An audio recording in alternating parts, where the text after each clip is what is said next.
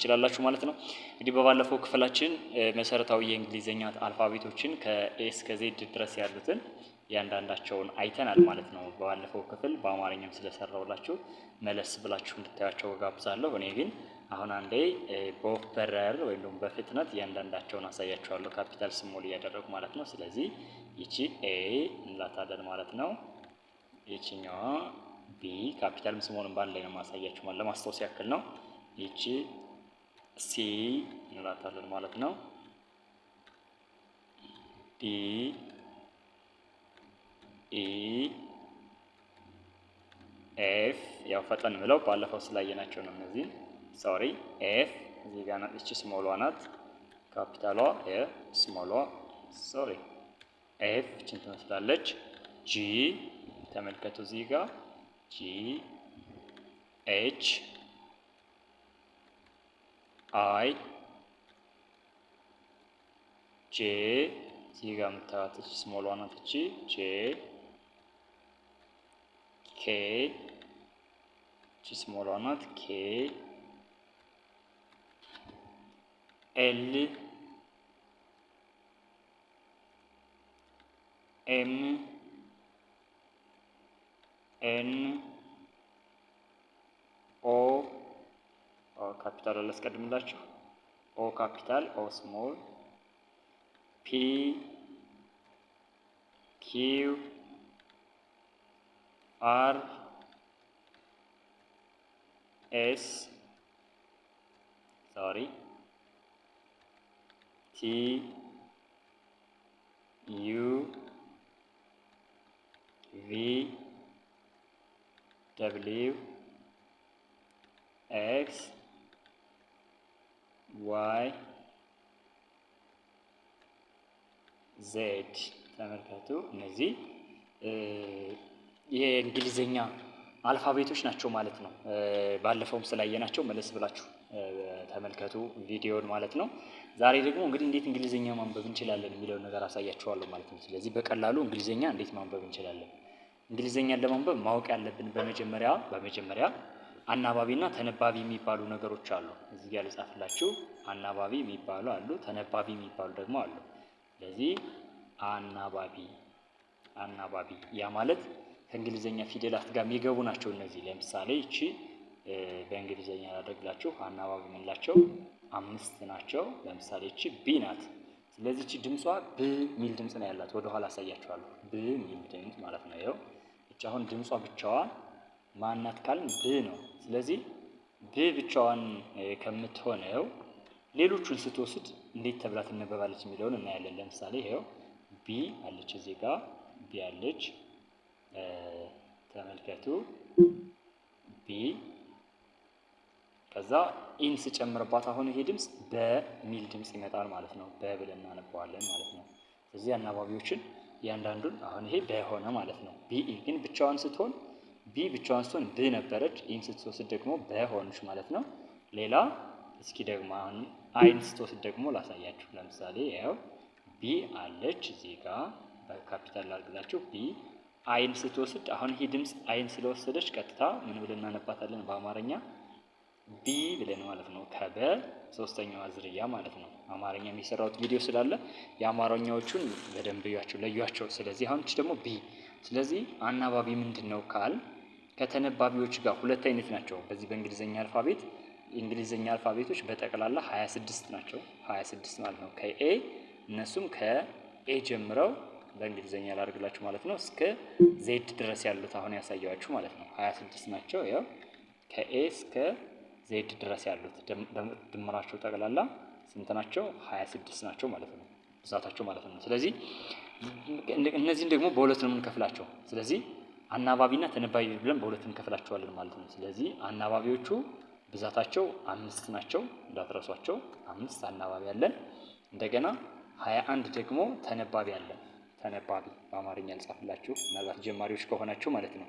ተነባቢ የምንላቸው ማለት ነው። ኦኬ ካፒታል ስላደረኩት ነው። ተነባቢ የምንላቸው ማለት ነው። ስለዚህ 5 አናባቢ አለ፣ 21 ተነባቢ አለ ማለት ነው። እሱን ትይዙልኛላችሁ ማለት ነው። እዚህ ጋር የሚጻፍኩት እነዚህ ተነባቢ የምንላቸው አናባቢ የምንላቸው በሌላ ቋንቋ ምን ብለን እንጠራቸዋለን? በቀጥታ አስቀምጥላችሁ በእንግሊዘኛ እነዚህ አናባቢዎች ምን ይባላሉ? ቫውል ተብለው ነው የሚጠሩት። ቫውል ሶሪ። እዚህ በእንግሊዘኛ ቫውልስ ብለን እንጠራቸዋለን ማለት ነው። ቫውልስ ብለን እንጠራቸዋለን ወይ ደግሞ አናባቢ ማለት ነው። ተነባቢዎቹን ደግሞ እዚህ ጋር በቀን ላስቀምጥላችሁ። በእንግሊዘኛ ኮንሶናንት ብለን እንጠራቸዋለን ማለት ነው። ስለዚህ ቫውል ካልን አናባቢ ነው፣ ኮንሶናንት ካልን ደግሞ ተነባቢ ናቸው ማለት ነው። ተነባቢ ናቸው። ስለዚህ በእንግሊዘኛ አልፋቤት ውስጥ ከ26ቱ 21ዱ ኮንሶናንት ናቸው ወይ ደግሞ ተነባቢ፣ 5ቱ ደግሞ ቫውል ናቸው ማለት ነው። ስለዚህ እነዚህ ቫውሎች እነማን ናቸው ነው መለየት አለብን እያንዳንዳቸው። አሁን ምናልባት እነዚህን ከታች ልጻፍላችሁ እስኪ። ቫውል የሚባሉት እስኪ ይሄን በሌላ ከለር ላድርግላችሁ። ከለሩን ልቀይረውና እንግዲህ 5ቱ ቫውል ናቸው ካል ለማንበብ ቫውልና ኮንሶናንትን ማወቅ ግዴታ ነው። እስኪ ምናልባት ቢጫ ከለር በደንብ ላይ ይታያችሁ ይችላል። እስኪ ለሚቀየር ሰማያዊ ላድርግላችሁ። ስለዚህ ቫውሎች የመጀመሪያው ኤ ነው። ኤ አንዱ ቫውል ነው። ሌላ ኢ አለች፣ ሌላኛዋ ቫውል ናት። ሶስተኛ አይ አለች፣ ሌላኛዋ አራተኛዋ ኦ አለች፣ አምስተኛዋ ዩ አለች ማለት ነው። ስለዚህ ኤ በአንድ ላይ አድርግላችሁ እንዲታያችሁ እነዚህን እዚህ ጋር ኤ ኢ አይ ኦ ዩ እነዚህ ቫውልስ ይባላሉ፣ ወይም ደግሞ አናባቢዎች ብለን የምንጠራቸው ማለት ነው። ቫውልስ እንላቸዋለን ማለት ነው። ስለዚህ ከተነባቢዎች ላይ እነዚህን ስንጨምር ሌላ የተለያየ ድምጽ ይሰጡናል ማለት ነው። እነዚህ ግን ኮንሶናንቶች 21 ናቸው። ስለዚህ እነዚህን ታች አሳያቸዋለሁ ማለት ነው። ስለዚህ እንግሊዘኛ በቀላሉ እንግዲህ በጠቅላላ 26 ፊደላት አሉ። ቶታሊ 26 እንግሊሽ ላይ ሄርስ ነው እንግሊዘኛ። ይሄ 26 የእንግሊዘኛ ሌተሮች አሉ በእንግሊዘኛ። ይሄ በእንግሊዘኛም ስለጻፍኩላችሁ ነው። ምናልባት ጀማሪዎች ከሆናችሁ እንግሊዘኛ ለማንበብ ገና እየተለማመዳችሁ ስለሆነ እንዳትቸገሩ ብዬ ነው። እዚህ ጋር እንግዲህ ከ26ቱ there are 5 ቫውልስ እዚህ ጋር 5ቱ ቫውል ብለን የምንጠራቸው ናቸው ማለት ነው። እስኪ በሰማያዊ ያደረኩላችሁ ማለት ነው። 21 ደግሞ ኮንሶናንት ብለን የምንጠራቸው 21 ናቸው ተነባቢዎች ማለት ነው። እዚህ ጋር ብንጠራቸው በቀይ ከለር ያደረጓቸው ማለት ነው። ስለዚህ 5ቱ ቫውሎች እነማን ናቸው የሚለውን እንመልከት። ከዚህ ጋር እስኪ እዚሽ ጋር ወደ ታች ላወርዳት። እኔ 5ቱን ቫውል በአንድ ላይ አድርጌ ለማየት እንዲመቸኝ ማለት ነው። በደንብ እዚህ ጋር በደንብ ተከታተሉ እስኪ። በአንድ ፔጅ ይታያለች። አሁን ይታያችኋል አይደል? የሚታይ ይመስለኛል። ምናልባት ባክግራውንድ ከለሩ ትንሽ እንትን ካላችሁ ሌላ ከለር ማድረግ እችላለሁ። ባክግራውንዱን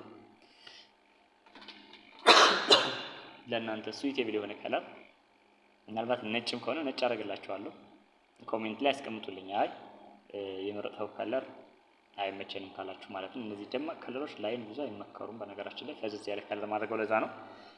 ስለዚህ እስኪ ያው ጽሁፉ ሌላ አይነት ከለር ስለሆነ ችግር የለውም። ይሄን ከለር ማድረግ ግን ትንሽ ይደምቃል። ይሄ ይደምቃል፣ ደመቅ ይላል። አሁን ግድ የላችሁም ነጭ ላድርገውና በዚህ እንቀጥል።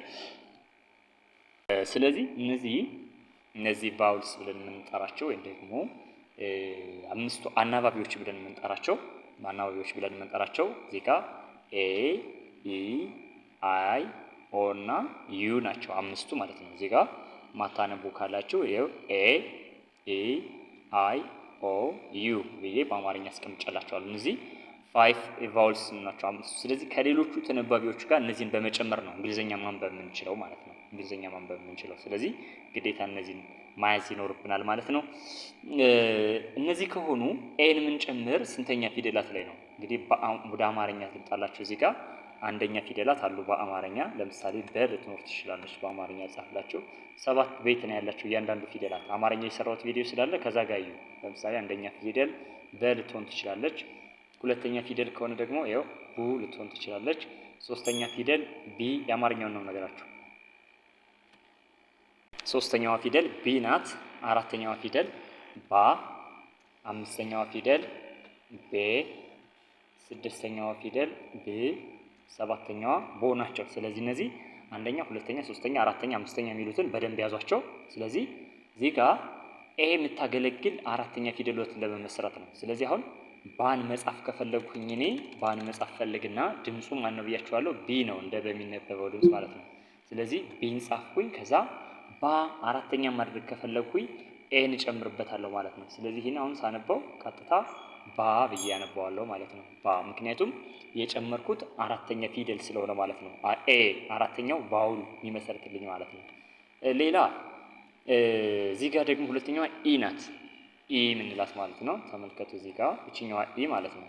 ስለዚህ አሁን እኔ ቀጥታ ምን ብዬ መጻፍ ምፈልግ ብዬ መጻፍ ምፈልግ ነው። ስለዚህ ቢን ጻፍኩብናት ኢን ስጨምርባት ቀጥታ አንደኛ ፊደል ነው የምትሆን ማለት ነው። ስለዚህ ማንን ጻፍኩ ማለት ነው። አሁን እኔ እዚህ ጋር በን ጻፍኩ ማለት ነው። ይኸው ቢኢ በ ይሆንልኛል ማለት ነው። ሌላኛዋ አይ ናት። አይቺ ሶስተኛ ፊደል ነው የምትመሰርትልኝ። እዚህ ጋር ታያላችሁ ሶስተኛ ፊደል ማለት ነው። ስለዚህ ቢ ኦኬ አማርኛ ስላደረኩት ነው ልመልስላችሁ። እዚህ ጋር ቢ አይ ጻፍኩኝ። ሶስተኛ ፊደል ስለምትመሰርትልኝ አይ እቺ ስትነበብ በአማርኛ ማን ተብላ ትነበባለች ካላችሁ ቢ ብዬ አነባታለሁ ማለት ነው። ኤ ደግሞ አራተኛ ነው የምትመሰርትልኝ ብያችኋለሁ። እዚህ ጋር ያለችዋ ኤ። ስለዚህ ቢን እጽፋለሁ እዚህ ጋር ቢ ድምጿ እንደ ቢ ነው የምትነበበው ማለት ነው። ይኸው እሺ ቀጥታ ቢን ጻፍኩ። እንደ ቢ ነው ድምጿ። ኤን ጨመርኩባት። ስለዚህ እቺ ስትነበብ ኤ የምትመሰርተው አራተኛ ፊደል ስለሆነ ቀጥታ እዚህ ጋር ጽፌ ቅድም አሳይቻችኋለሁ ባ ይሆናል ማለት ነው። ኢ አይ እዚህ ጋር ኦ ሲሆንስ ደግሞ ነው ማለት ኦ ሰባተኛ ፊደል ነው የምትመሰርት ኦ እዚህ ጋር አስቀምጬላችኋለሁ። ስለዚህ ሲነበብ ቦ ይሆናል ማለት ነው። ይኸው ቢኦ ኦኬ እዚህ ጋር ስላላመጣሁት ነው። ይኸው ቢኦ ቦ ሆነ ማለት ነው። ሌላኛዋ የቀረችው ማናት? ዩ ናት። ዩ ደግሞ ሁለተኛ ፊደል ነው የምትመሰርትልኝ። ስለዚህ እዚህ ጋር ሄድኩኝ ዜን ምን አደርጋለሁ? እዚህ ጋር ቢን ጻፍ ከዛ ዩን ጨመርኩባት። እቺ ስትነበብ ሁለተኛ ፊደል ስለሆነች ቀጥታ ቡ ተብላ ትነበባለች ማለት ነው። ስለዚህ በቡን እዚህ ጋር ጻፍኳቸው ማለት ነው። ቡ ትሆናለች ማለት ነው። ስለዚህ በቡም መጻፍ ቻልኩ ማለት ነው ከዚህ ጋር እኔ። ስለዚህ ኤ አራተኛ ፊደል ነው የምትመሰርት። ልብ በሉ በደንብ ያዟቸው እነዚህ። ኢ ወደ ኋላ ስለምንጠቀምባቸው አንደኛ ወይም ደግሞ አምስተኛ ፊደል ነው የምትመሰርትልኝ። አይ ሶስተኛ ፊደል ትመሰርትልኛለች። ኦ ሰባተኛ፣ ዩ ደግሞ ሁለተኛ ማለት ነው። ስለዚህ አሁን እናንተ እያንዳንዱ ቫውል ስራቸው ምንድን ነው የሚለውን ነገር ትመለከታላችሁ ማለት ነው። በቀጣይ ቪዲዮ ደግሞ 21ዱ ኮንሶናንትስ የምንላቸው ወይም ደግሞ 21ዱ ተነባቢዎች እነማን ናቸው የሚለውን የምሰራላችሁ ይሆናል ማለት ነው።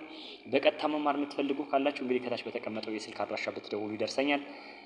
በቀጥታ በተለያዩ ሶሻል ሚዲያ አማራጮች ትምህርቱን እየሰጠን እንገኛለን። እንግሊዘኛ ማንበብ፣ መጻፍ፣ መናገር፣ አማርኛ ማንበብ፣ መጻፍ፣ መናገር እና ሌሎችንም የሂሳብ እና ሌሎች ትምህርቶችን መማር የምትፈልጉ ካላችሁ እንዳልኳችሁ ኮንታክት አድርጉኝ። በጥራት እናስተምራለን። ቪዲዮን ከወደዳችሁት ላይክ አድርጉ። የሚስተካከል ነገር ካለው ደግሞ ኮሜንት ቦታ ላይ ጻፉልኝ። ደግሞ እንድሰራላችሁ የምትፈልጉት ቪዲዮ ካለ ኮሜንት ቦታ ላይ ብትጽፉ ይደርሰኛል። ለጓደኞቻችሁ እንዲደርስ ከፈለጋችሁ ሼር አድርጉላቸው። እንግዲህ ንጋት አካዳሚ ነው።